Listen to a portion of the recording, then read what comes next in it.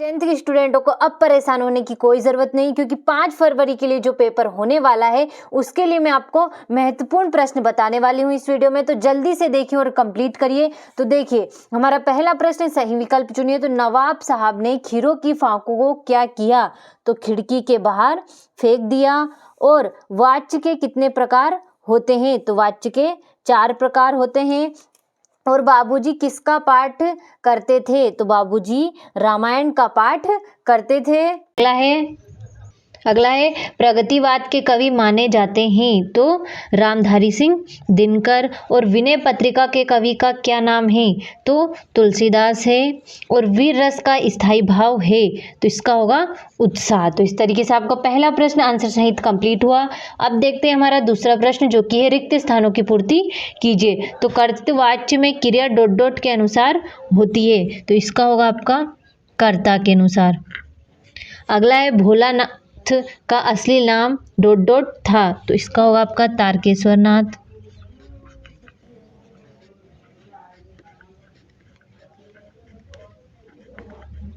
तारकेश्वर नाथ था। अगला है हमारा सूरदास के डॉट डॉट गुरु थे, तो वल्लभाचार्य।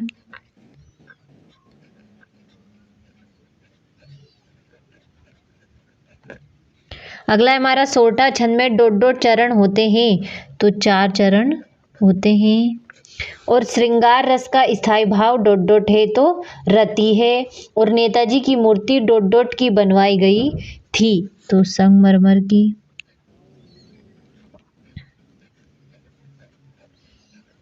संगमरमर की बनवाई गई थी। तो इस तरीके से आपका दूसरा प्रश्न कंप्लीट हुआ। अब देखते हैं हमारा तीसरा प्रश्न, जो कि है सही जोड़ी बनाइए। तो पहली है कई अंकों वाली रचना, तो इसका होगा आपका नाटक। अगला है आदमी जात का आदमी, तो इसका होगा आपका पत्तियों के देश में। अगला है प्रत्येक, तो प्रत्येक का होगा प्रतिधन एक।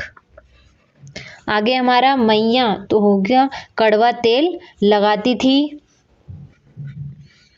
और योग का संदेश, तो इसका होगा आपका उद्धव। अगला है पंचवटी, तो पंचवटी का होगा आपका खंडकाव्य। तो इस तरीके से आपका तीसरा प्रश्न भी कंप्लीट हुआ। अब देखते हैं हमारा अगला प्रश्न, जो कि है तो चौथा प्रश्न हमारा एक शब्द वाक्य में उत्तर दीजिए। तो शब्द शक्ति के कितने प्रकार होते हैं? तो इसका सत्य। अगला हमारा एक शब्द वाक्य में उत्तर दीजिए। तो शब्द शक्ति के कितने प्रकार होते हैं? तो 3। अगला है शब्द शक्ति किसे कहते हैं? तो शब्द और अर्थ के संबंध को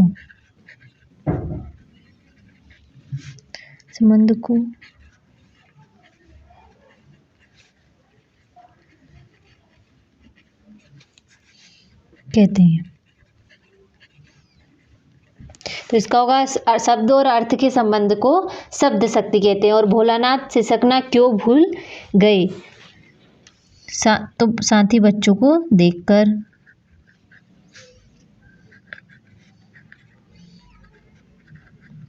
तो साथी बच्चों को खेलता देख।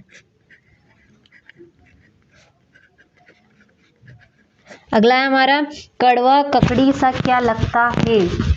तो योग का संदेश। अगला है हमारा वात्सल्य के अलावा रसों की संख्या कितनी मानी गई है? तो 9। अगला हमारा हिंदी के सर्वाधिक लोकप्रिय विधा कौन सी है? तो कहानी। तो इस तरीके से आपका चौथा प्रश्न कंप्लीट हुआ। अब देखते हैं हमारा पांचवा प्रश्न, जो कि है सत्य सत्य लिखिए। तो संधि 3 प्रकार की होती है, तो यह आपका सत्य है। मैया ने हल्दी पीसकर भोलानाथ के घाव पर थोपी, तो सत्य होगा। और किसी बुद्धिस्ट के मरने पर संगीत पताकाएं फहराई जाती हैं, तो असत्य है ये। गोपियों ने उद्धव के संदेश को स्वीकार कर लिया, तो ये भी आपका सत्य है। कामयनी आधुनिक काल का श्रेष्ठ महाकाव्य है, तो सत्य है। और पान वाला कैप्टन चश्मे वाले का भाई था, तो ये आपका असत्य है। तो इस तरीके से आपका 5वां प्रश्न कंप्लीट हुआ। तो देखिए ये रहा हमारा छठा प्रश्न, नेताजी सुभाष चंद्र बोस की मूर्ति को देखकर लेखक के मन में कौन सी कमी खटकी। सातवां आपका, किन आवश्यकताओं की पूर्ति के लिए सुई धागे का आविष्कार हुआ होगा। यशपाल अथवा मन्नू भंडारी जी का साहित्यिक परिचय निम्न बिंदुओं पर लिखिए। इस तरीके से आपका 9वां हो गया। ये हो गया आपका 10वां प्रश्न। 11वां, इस तरीके से आपको इन सभी प्रश्नों को बिना डाउट के आंसर सहित जल्दी जल्दी कंप्लीट करना है। तो ये हो गया आपका 16वां प्रश्न। ये हो गया 17वां, आत्मकथा और जीवनी में अंतर। 18वां हो गया। 19वां, राष्ट्रीय एकता विषय पर अनुच्छेद लिख दिए।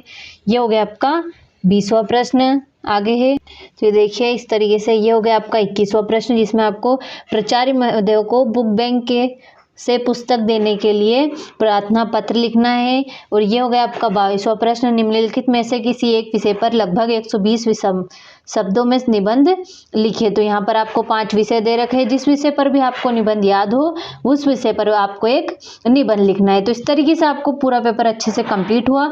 इन क्वेश्चनों को बिना डाउट के अच्छे से कंप्लीट करिएगा, ताकि आपको पेपर में किसी भी तरह की कोई भी परेशानी ना हो और आप पेपर में अच्छे से अच्छे अंक प्राप्त कर सके। तो इनको सभी को आप जल्दी से कंप्लीट करिएगा।